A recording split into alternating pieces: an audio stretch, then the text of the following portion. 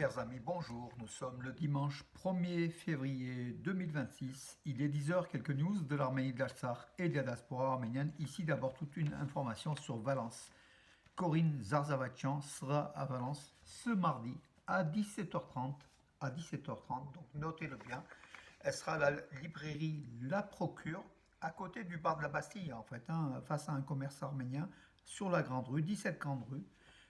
Voilà, pour dédicacer et rencontrer justement le public, vous les lecteurs, ce mardi à 17h30 à Valence, avec son livre La Roseraie de Garabet, qui est une histoire, un roman, sur un fond d'histoire de l'histoire des massacres des Arméniens, du génocide. Voilà donc mes amis, ça sera donc ce mardi à 17h30 ici à Valence, Corinne Zarzavatian, rencontre dédicace de ce livre. Et puis elle fera un cadeau en fait, donc un ex-libris qu'elle apposera pour tous ceux qui prendront donc le livre ou qui apporteront pour justement dédicacer le tampon spécialement préparé à l'occasion. Ce sera un beau cadeau original de Corinne Zarzavadjan justement au public, aux lecteurs valentinois. Donc on vous attend. L'association culturelle Arménia demande à tous ses membres et puis amis de venir également. Donc voilà, on est Corinne Zarzavadjan qu'on a présenté plusieurs fois avec Arménia ici à Valence avec son livre notamment sur la cuisine arménienne, sur les Arméniens de A à Z, son album, et puis son livre donc La Rose de Diablekil, qui est un petit peu donc qui ressemble beaucoup à ce roman-là également. Voilà, mes amis, venez ce mardi à 17h30, librairie La Procure, 17 Grande Rue à Valence. Voilà pour le côté publicité. Merci en tout cas à Corinne Zarzavadjan, notre amie, d'être aussi active, justement, écrire des romans, des livres, et puis pour faire connaître l'Arménie et la cause arménienne, merci à elle. Puis je salue mon ami aussi Richard Zarzavadjan, qui était souvent sur France 2 avant, donc tous les matins. Maintenant, il est sur des ondes des ondes de radio, et puis des journalistes, voilà, donc médicales. Merci Richard et Corinne Zarzavadjan. J'aurais voulu vous annoncer une bonne nouvelle, historique, triplement historique, l'apothéose de l'Arménie pour une qualification de l'Euro 2026 en demi-finale de l'Euro 2026 de futsal. Ce n'est pas le cas, mes amis. Malheureusement, l'Arménie a perdu fort logiquement. Donc hier soir, ça se passait à Kaunas en Lituanie. Elle a perdu donc 0-3, 3-0 contre la Croatie, une équipe athlétique et technique. Donc les Croates étaient supérieurs, mais les Arméniens auraient pu marquer un ou deux buts aussi. Donc nous avons suivi donc cette rencontre. Pas de chance, voilà. Les Arméniens auraient pu même ouvrir le score dès le début. Ce sont les Croates qui ont ouvert. Et puis après, donc, il y a eu donc, le score de 3-0 déjà à la mi-temps, c'était pour la Croatie. En deuxième mi-temps, il n'y a eu aucun but, voilà, malheureusement. Donc l'Arménie a été éliminée aux portes de cette demi-finale, en fait, en quart de finale de l'Euro 2026 de futsal. Et comme je l'ai dit souvent, tous les jours pratiquement, donc c'est déjà un exploit. C'était un exploit que l'Arménie puisse se qualifier déjà dans les phases de poule d'un championnat d'Europe de futsal, justement. L'Arménie s'est qualifiée. C'est une première depuis l'indépendance de la République d'Arménie. Aucune équipe d'Arménie en sport collectif, basket, hand, volley, football, futsal, aucune équipe d'Arménie ne s'était qualifiée.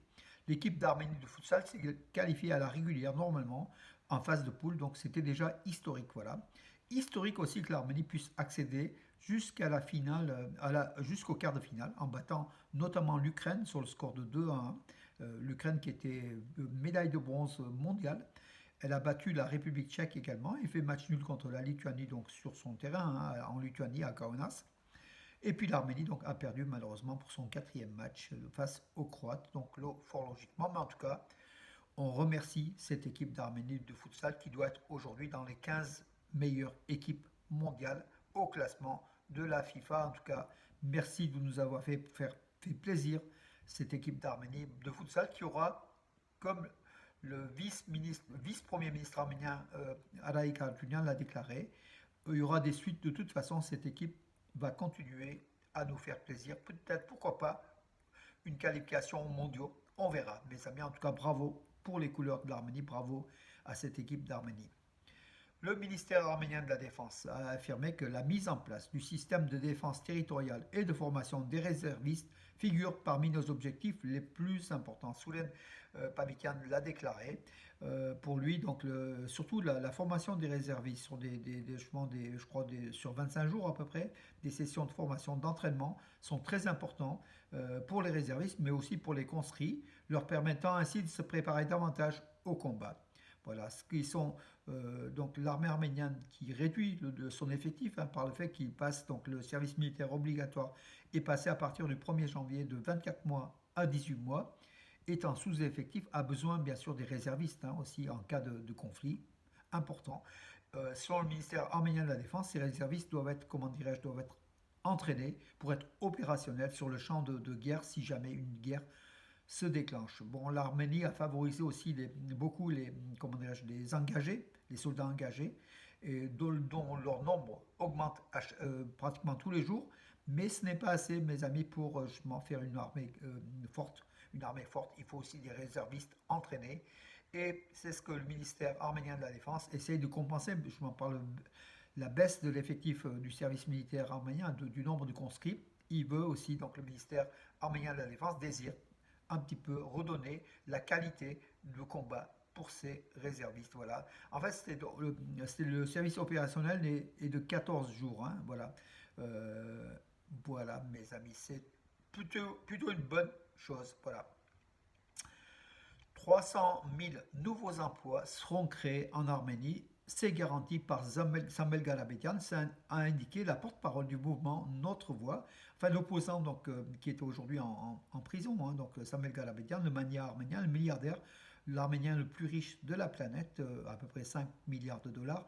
Mariana Raramanian, qui est membre de la porte-parole du mouvement Notre Voix, qui se présente en tant que parti politique contre Pachinian, hein, face à Pachinian, c'est le principal opposant, voilà, promet de créer, avec Samuel Galabetian, 300 000 emplois en Arménie. Ce programme apportera un véritable changement à l'Arménie, réduira le chômage et la pauvreté, assurera un revenu stable aux familles et freinera l'émigration. L'Arménie se développera, 300 000 nouveaux emplois seront créés, car ce programme est garanti par Samuel Garabetian, a affirmé sa porte-parole Mariana Rahramanian. Voilà, Rahramanian. Voilà qui dit une promesse. Ce sont que des promesses électorales, mais pourquoi pas? L'homme a la capacité de créer des emplois. 300 000, ça me paraît un peu beaucoup, mais en tout cas, voilà. Donc, puisqu'il n'y a pas 300 000 chômeurs en Arménie, hein, euh, à voir, à suivre. En tout cas, c'est une belle promesse électorale. L'état de santé de Viken Ölcekcan, qui avait été récemment libéré des geôles des prisons de Bakou, donc qui était illégalement emprisonné à Bakou parmi il était avec les 23 prisonniers de guerre militaire ou politique, dont 19 sont toujours actuellement enfermés à Bakou. L'état de santé de Viken Ölcekcan, récemment libéré, se dégrade, a affirmé son épouse, voilà, donc Linda Ölcekcan. Notamment son cœur, ses artères n'irriguent pas correctement son cœur, a déclaré son épouse. Je pense qu'il est en Arménie, il va subir des opérations, en fait, voilà, donc des interventions chirurgicales prises en charge intégralement par l'État arménien, par le gouvernement arménien, alors que lui, il est citoyen libanais.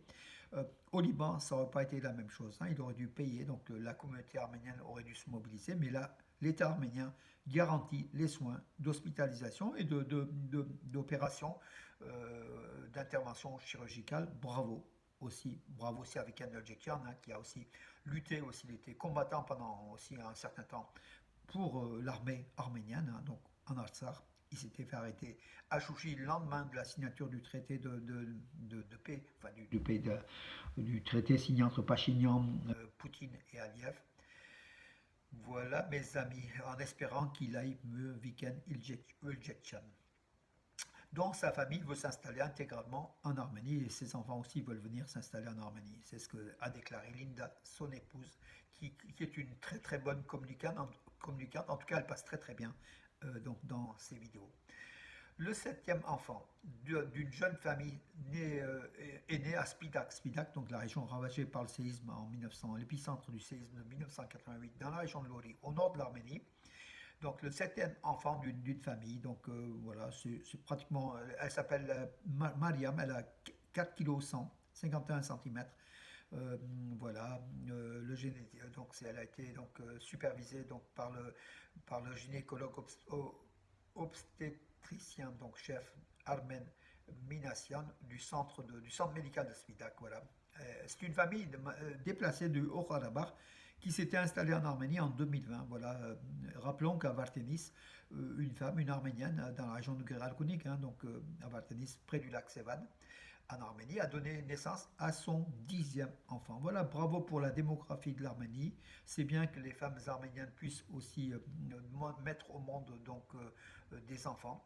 Alors sur les réseaux sociaux, vous savez, certains d'entre vous, vous avez réagi en disant pauvre femme, pauvre. Mais vous savez, elle s'est sacrifiée pour sa famille, elle s'est sacrifiée aussi pour la nation arménienne qui a besoin d'une croissance démographique. C'est grâce aussi à ces pauvres femmes que l'Arménie se développe. Malheureusement, mais en tout cas, nous, le rôle de l'État arménien, le rôle des Arméniens est d'aider justement ces familles au niveau de la précarité, d'aider à avoir un confort déjà matériel. C'est la plus grande aide qu'on puisse apporter à ces familles nombreuses qui sont l'avenir de l'Arménie. Hein. Voilà, la démographie est l'avenir de l'Arménie, comme je l'ai écrit. Hein. Donc voilà, et malheureusement, donc certains n'ont pas compris que, oui, pour femmes, bien sûr, c'est compliqué, d'autant plus que celle qui a eu 10 enfants, son mari est malade, il ne travaille pas. Elle fait la femme de ménage auprès de l'armée arménienne.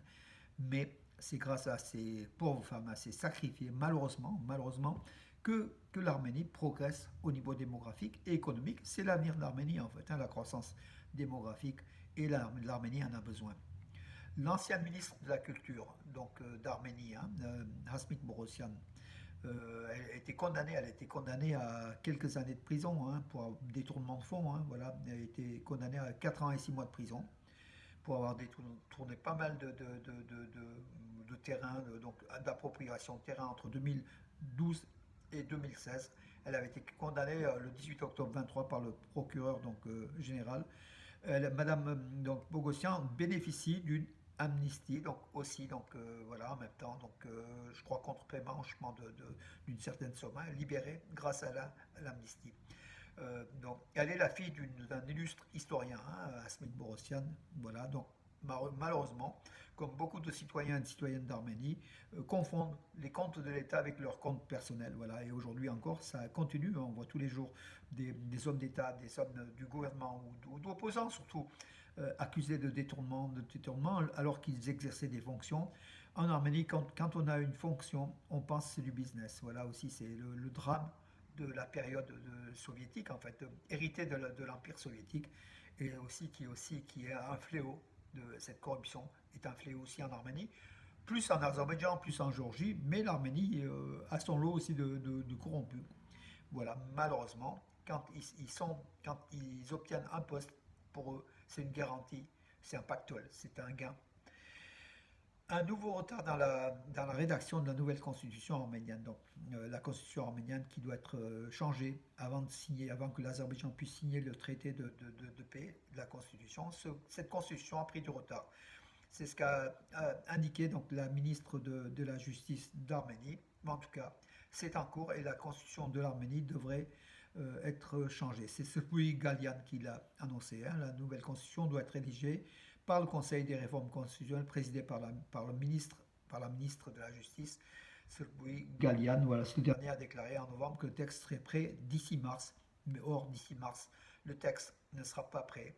Et il faut, donc, le gouvernement Pachinian désire le faire signer, le valider avant les élections législatives de juin prochain. Je pense que ce ne sera pas le cas. Accusation contre des religieux à la veille du synode épiscopal en Autriche. Voilà. Il y a donc certains ecclésiastiques, donc ils sont au nombre de 6 évêques du Saint-Siège d'Eshmiadzin, qui ont été interdits de se déplacer en Autriche pour prendre part au synode. Voilà.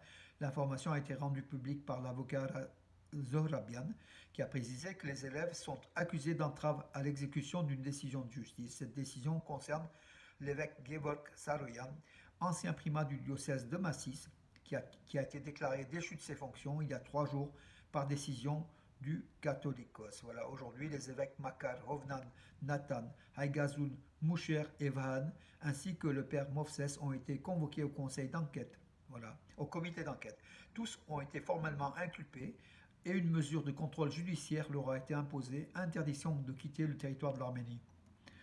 c'est Pachinian qui agit hein, contre le Catholicos et le Catholicosa pour essayer de faire saboter ce projet, enfin ce synode qui se déroulera dans une ville en Autriche et pas en Arménie, pour avoir peut-être la quiétude. Hein. Voilà, Saint-Etienne a décidé d'organiser ce synode à l'extérieur de l'Arménie pour avoir une plus grande sérénité dans ses décisions plutôt qu'en Arménie. Mais on voit aussi que le gouvernement Pachinian bloque aussi certains évêques, certains ecclésiastiques de se rendre en Autriche en interdisant justement de quitter le territoire de la République d'Arménie. Mes amis, à suivre. En tout cas, sur ce bon dimanche. Et je vous donne rendez-vous à demain, mes amis. Bonne journée.